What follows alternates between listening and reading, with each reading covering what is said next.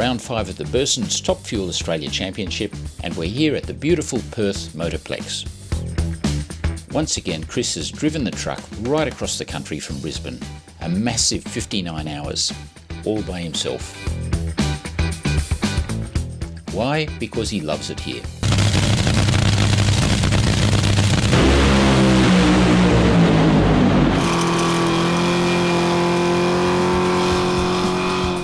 Track, the weather, the crowd's always huge, there's always a strong field, and we had such a good run here last year. If you remember, in the finals, Chris ran 3 6.0 passes in a row to win the event and set a new track record, snatching it from Jay Upton.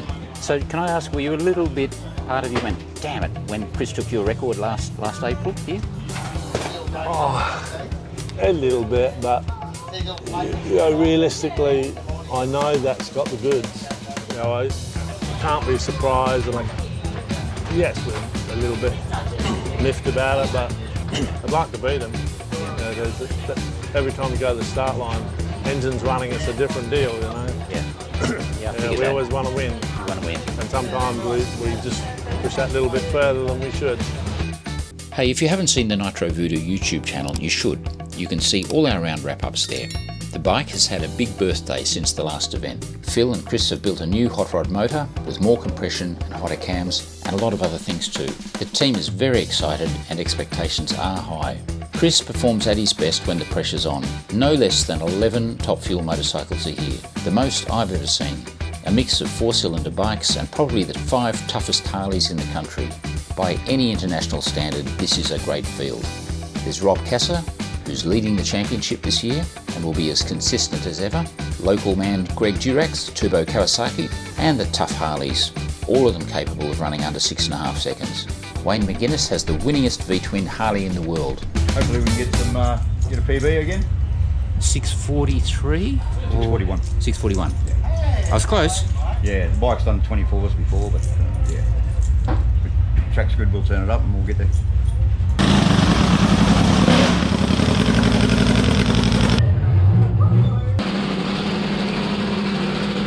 So it's funny when I'm going around talking to the other competitors and saying, you're scared of Chris, they're going, no, it's Mark Drew we're afraid of, because he's a speedway guy and he hates losing and he's the most competitive out there.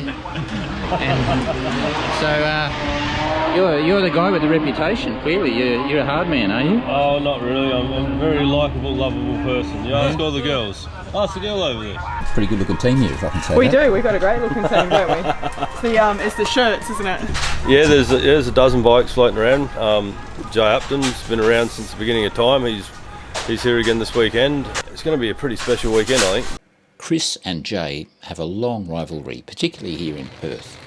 When the two bikes are on song beside one another, the sound is just magical.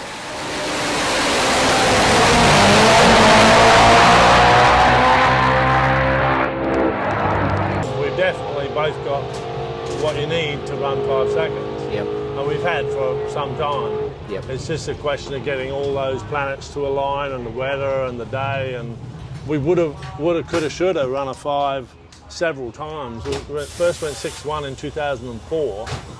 That's a familiar story that I've heard many times from my mate just over here. And you will, because it's just so difficult to get all that stuff to fall into place in one go, Chris looks for it all the time, Somebody asked me, what's more important today? We were going into the Winter Nationals 3 points apart in the championship. And somebody asked, he said, what's more important today, 5 seconds or a championship? And he said 5 seconds, and I said, well, we came here to win. Yeah. I don't care whether we run 5 seconds, 6 or 7, as long as we win. So it's just different, because I do believe if you push too hard, it'll never come. That's an interesting thought, but if you don't push hard enough, it'll never come either. In this sport, many teams are content to just turn up and keep doing what they've always done. But some, like Larry Spider-Man McBride, keep pushing the boundaries, forcing the other teams to try to catch up. Nitro Voodoo too, never content. There have been a heap of performance upgrades this weekend. I know a lot of things have changed on the bike. You think too many things have changed? Yeah, it's always a risk you take, but I don't think so. I think the things we're changing are more to help with the bike, not to drop cylinders, to be a little bit more cleaner. we'll compensate with the blower for the extra, which is not that hard. But the weather conditions here are really, really good. Track looks really, really good. Temperature's fine. Everything's lining up to be. Everything's coming together to be right. Fire!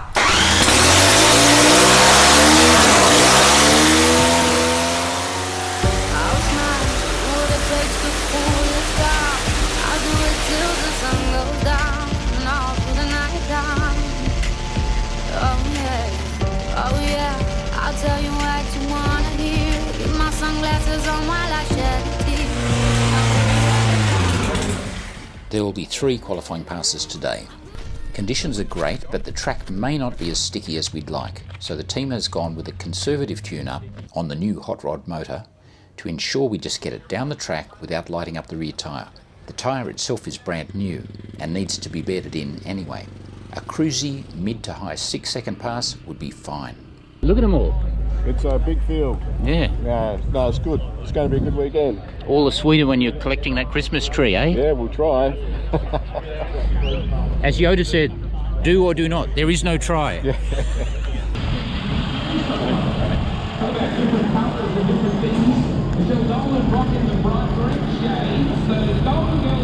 I always find there's a lot of nervous energy in the air before first qualifying. It's a very exciting time. Safe run, mate. Shake and bake, Ricky Bobby. You're not first, you are.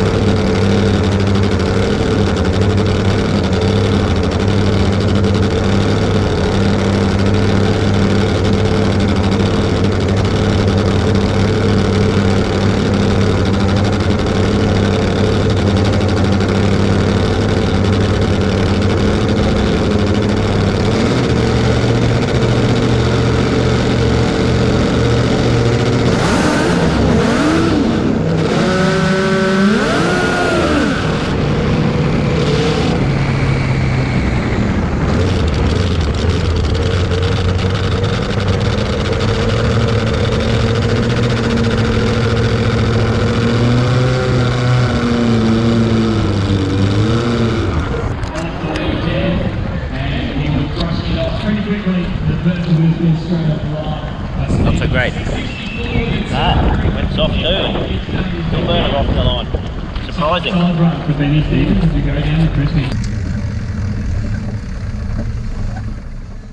So while Chris is fighting to get some traction, in the other lane Benny Stevens gets the power down really well and runs a very solid 6.6 on his Romine Harley.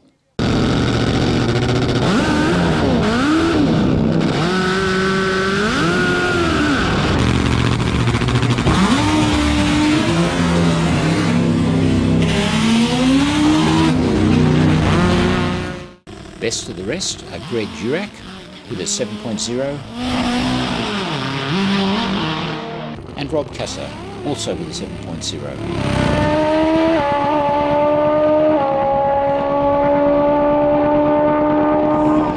That didn't really go to plan, did it? No. Well, the good news is the new motor makes heaps of power. The bad news is too much.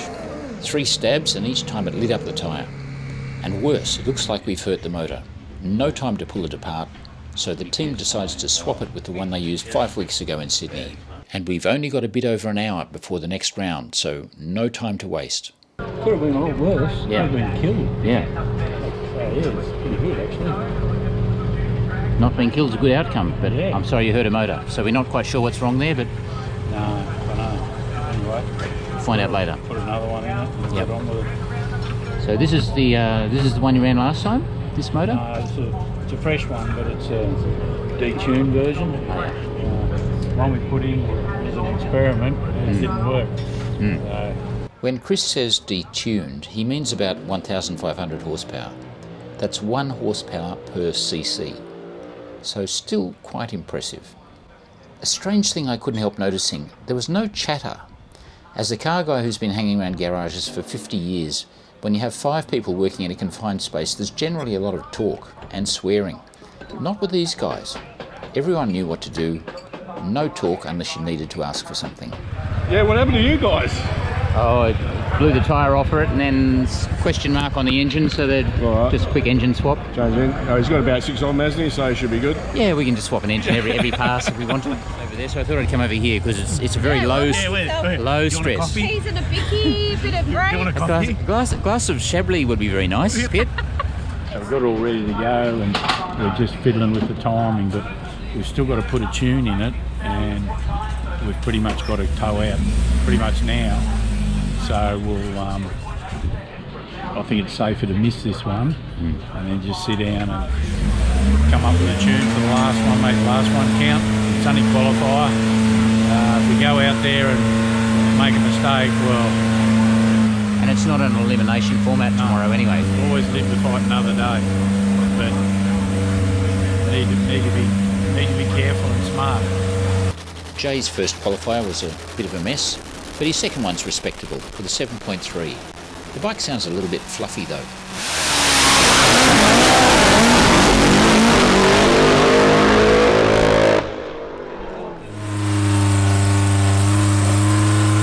The guys have done a fantastic job with the motor swap and it's sounding crisp, but nobody is to know that right about now a tiny piece of rubber is getting stuck in one of the 8 fuel injectors.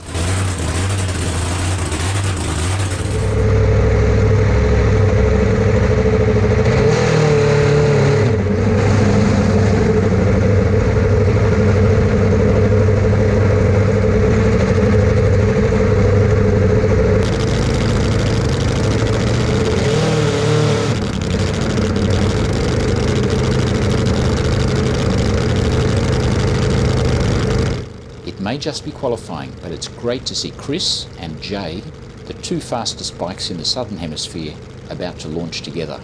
It's like the good old days.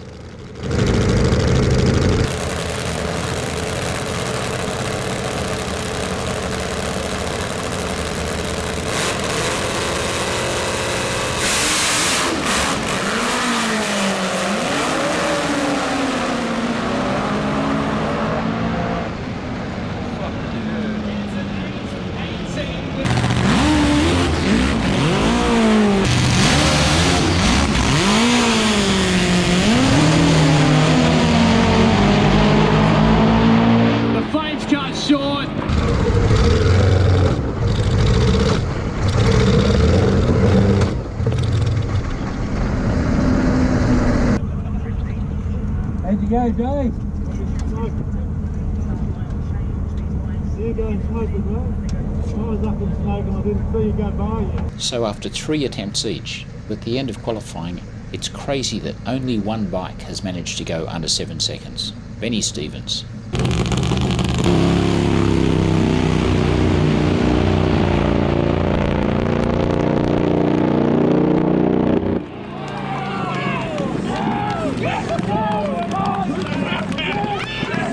At least we finish off good on a good note today. We've got a good baseline for tomorrow, and yeah, just get out there and do our 3 laps and have fun while we're doing it. Cool. Rightio. Thanks, buddy. Cheers, mate. I thought the tyre was flat, the rear tyre, and I didn't have the gauge, so I just put some air in it, and then I put a lot too much in it. All right. It's a fairly basic thing, setting the right tyre pressure. Yeah, I know. Not that I'm going to lecture you. This, as I said, it's my 35th year next year, and I'm in unofficial retirement, and I'm just out there having a good time. And what else would you rather do on a weekend than ride a f***ing Nitro Harley?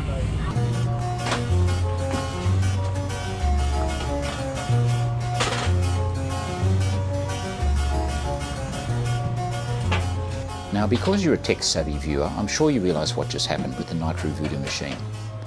A blocked injector means a cylinder that runs lean. Lean motors run hot, and cylinder number 2 lost compression when it turned its exhaust valve, made out of the highest grade Inconel, the same material used in jet engine turbines, into a lump of molten plasticine. And yet, despite a conservative tune-up and running on just 3 cylinders, it still smoked the tyre on the hit. Go figure. The team decides to swap cylinder heads, which is actually a considerably more complex operation than just swapping the whole motor.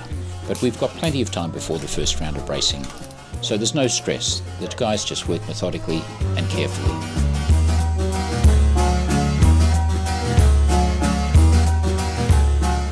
So at the end of qualifying, it's very unusual to see Chris in the midfield with an 8-second pass. In the past, Nitro Voodoo has shown it can recover and win the event after a poor qualifying session. But that will never happen if we can't find a way to stop smoking the tyre in the first 60 feet. It's no surprise to see Rob and Greg running well, but it's a bit of a mystery that most of the field, including Chris, Jay, Mark and Wayne, have not been able to put down representative passes. Benny Stevens, though, has run well, with all 3 of his passes between 6.4 and 6.6. Good job. Remind me, what's the Harley record? 632, I think, isn't it? 632? No, I think it's a 634. 634. Yeah, something around there. It's only a tenth away, so. Yeah, that's exactly right. So, you know, one day. The valve turned to plasticine and pulled through the head up into the exhaust port. Wow. So what caused the blockage, do we know? Anything in particular? Well, we have to clean the fuel system out today after we get all of this together, and then it's a little bit of rubber, so I really don't know where it's from at the moment. Having now damaged 2 of Phil's beautiful engines, I'm reminded of his words from yesterday morning.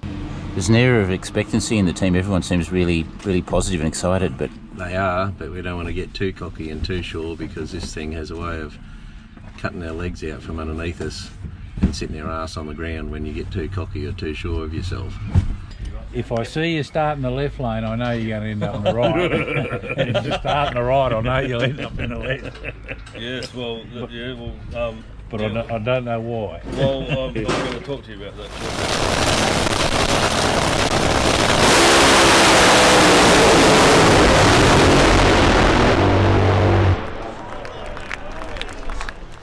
First round for us didn't go well, second round also not well. Third round we thought, let's just back it down and get one down the track. So let's go back from 100% to 90% just to make sure we get one. Yeah. We ran you guys the last lap last night with the same thing in mind. We just want to go down the racetrack. Yeah. And we thought we probably didn't have enough. These tyres are so big, so wide, so flexible, one-ply tyre. And we talk about changing the tyre pressure 0.1 or 0.2 of a pound. You know, and we're looking for traction. Well, if the tyre doesn't have enough pressure, it will wrinkle and fold and run over itself and get in a lump, and then it goes up in smoke. And it's very easy to do. So you can't just back down sometimes. Sometimes backing down makes it worse. It's very hard to pick where to go. I put 3% more in it for the last round against Chris, and the wheel speed trace is identical to a point, and then it just didn't. It went to the moon and blew the tyre off. Yeah. I don't know why. You know, we didn't change the tyre pressure. We kept with it. So I don't know. I've got a theory. Maybe the track's not as good as we think it is. And he said to me the same. He said, "Well, you know, it looks like the track wasn't that good the last session last night. A lot of people struggled with that."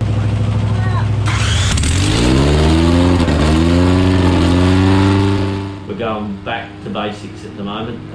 Everything back to a standard setup that's very conservative. In this run we've gone a little bit more conservative. Might be a bit sluggish on him, he's just got to be ready for that, but it should just pull down the end and get him through for I don't know, be nice run of 630 with it. Probably could run a 630, but more like a 650 sort of thing. So finally, we get to round 1 of racing. Benny Stevens kicks it off with another strong 6.5 second pass.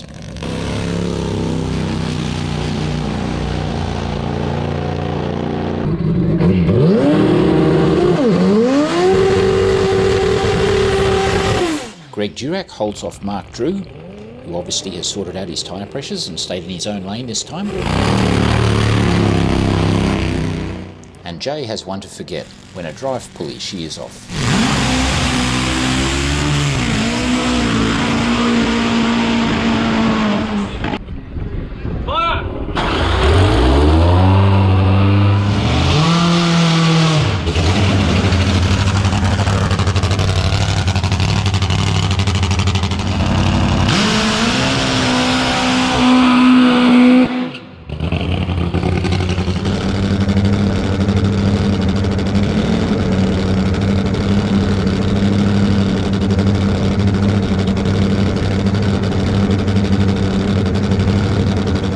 Once again, the Nitro Voodoo crew have tuned the motor for a softer launch, but this bike should be dynamite in the second half.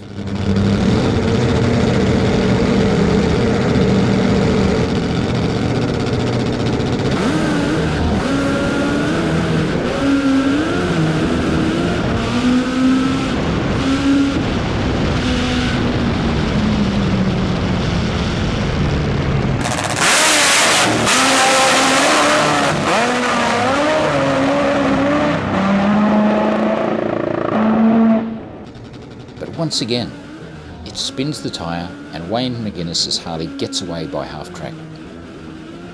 Chris has no less than 5 stabs on the throttle, and despite that only loses by just over 1/10 of a second. Spares lane and once again struggles to get that bike to leave the line. It's still blazing tyres all the way up the quarter mile.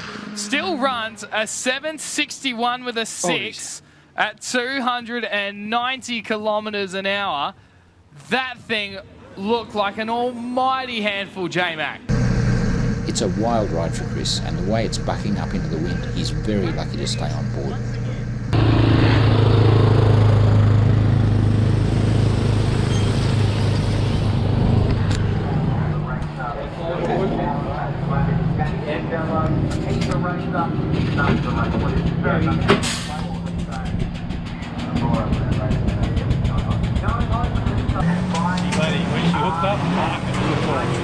Down the other end when it finally hooked.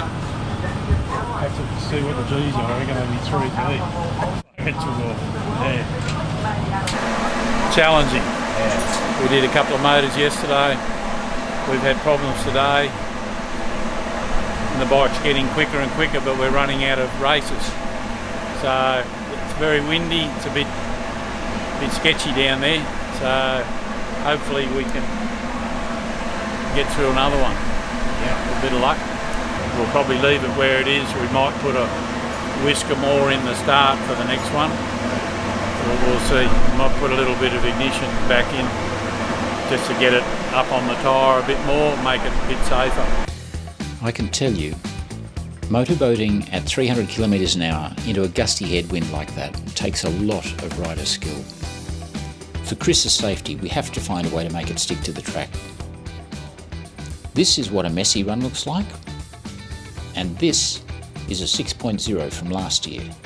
This is what it should look like. That's a bit of a lazy run, that one, actually. Yeah.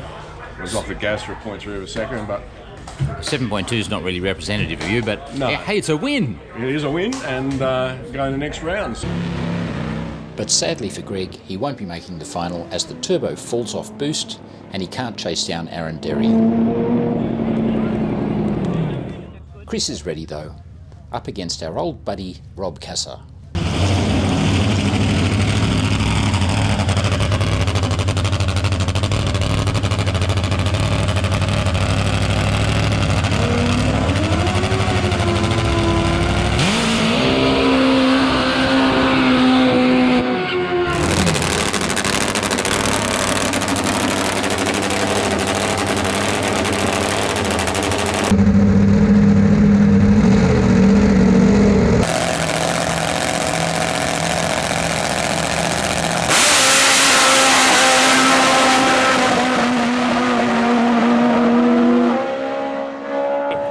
was utterly determined to not let go of the grip. Watch it move around. It threw a shower of sparks. It's wobbling, but the head of flames did not die until it got out past half track. That is commitment to try to run that bike to the other end. Yeah, so you start to see that bike of Matheson moving out towards the centre line. He's doing everything he can to throw the body weight around, get that head over in the direction he wanted to go. And then you start to see it just walking the tyre from side to side, getting on the edges there.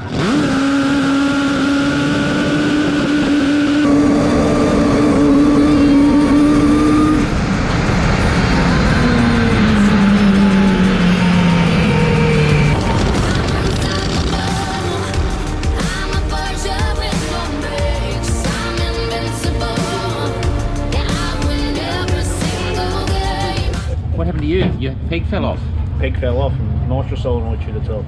So you didn't have nitrous then, or? Oh. I took it easy. Did you? I did. It was soft so we could get down, and I was going to run. Why do you always go soft when you run me? Well, because you know if you go quicker than 690, you've got half a chance of beating me. That's right. Oh well, what do you do? I think 1.3 is it? It's at 1.3 now. I can bring it back in here at 1. Yep. Right, I'll put that in. Update my data. And so to the final round.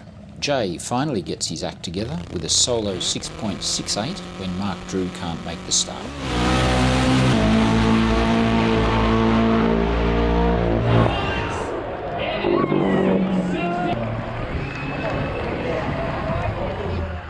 Rob's 7.1 is good for the win over Aaron Derry.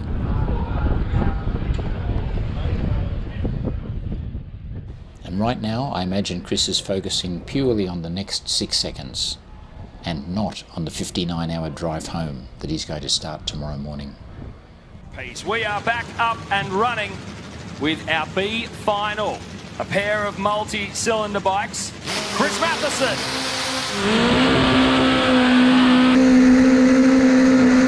Unfortunately, after the burnout, the throttle sticks at 7% open.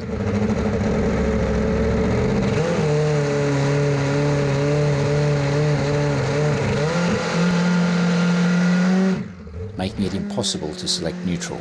And by the time it sorts itself out, there's no way to make the start line. He's having some real issues with it, and he's going to take this all the way to the top. So dramas for the national champion. Just another of those 1,000 little gremlins that can spoil your day.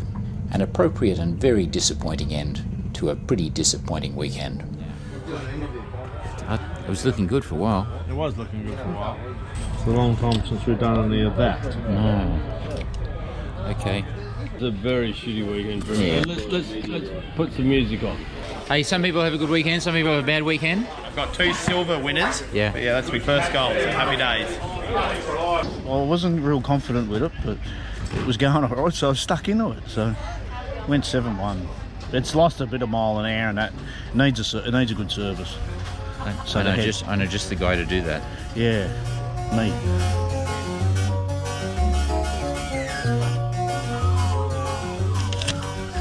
Easy picture. Yeah. Got a fan, mate. Isn't that ripper? Just goes to show, just because you've got #1 on your bike and 8 championships in the past 10 years, you can still have a shitty weekend. So while Chris heads east thinking about his 5 and which cassette he's going to put on repeat for the next 4 days, we hit the airport for our 4 hours in the sky in a metal tube. It's one of the very few things that's faster than a nitro bike. Every time, just like the last, on her ship, tied to the mast.